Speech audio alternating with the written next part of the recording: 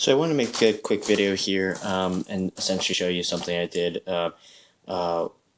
Essentially, my first amplifier was the Mustang 3, great amp, lots of options, lots of features. But as time changed, so did my tastes, and I wanted to get a tube amp. I didn't want to pay for a separate cabinet immediately. So instead what I did was I modified the Mustang 3, which actually comes with a pretty great speaker. It's the Celestion G12T100. It's a 100-watt, 8-ohm, fairly neutral, nice amp, a nice ceramic speaker. But anyway, I wanted to use this as a cabinet for my new phase. And so essentially what I did was, with about $5 to $7 from Radio Shack and Home Depot, I disconnected, or rather changed the wiring and add some quick connects so that the Mustang 3 goes out to a 1/4-inch jack, and then the input to the speaker is on a separate 1/4-inch jack.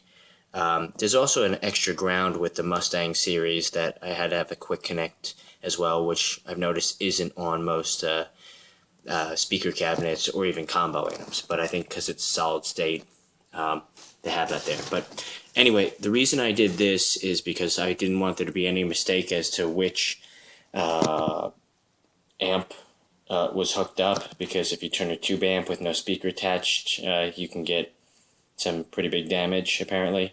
So essentially I have a speaker cable that I use to go from my amp to the Mustang 3, and if I wanted to turn the Mustang 3, I would just bridge these two 1/4-inch jacks.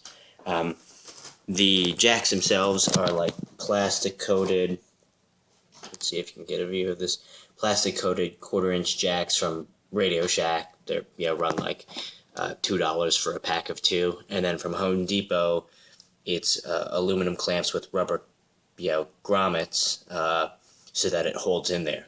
The screws were already in there, so that made it easy. Just took them out one at a time, screwed the clamps in, and then just made sure it clamped tightly. But essentially, now I have a cabinet of pretty decent quality with a really nice really nice speaker in there that I can use rather than having to buy, a 1x12 or whatever and then pick out a speaker. So at some point I'll probably take out the Mustang 3 and make it its own separate head unit, but for the time being, this is the easiest way to get a free cabinet out of an existing amp.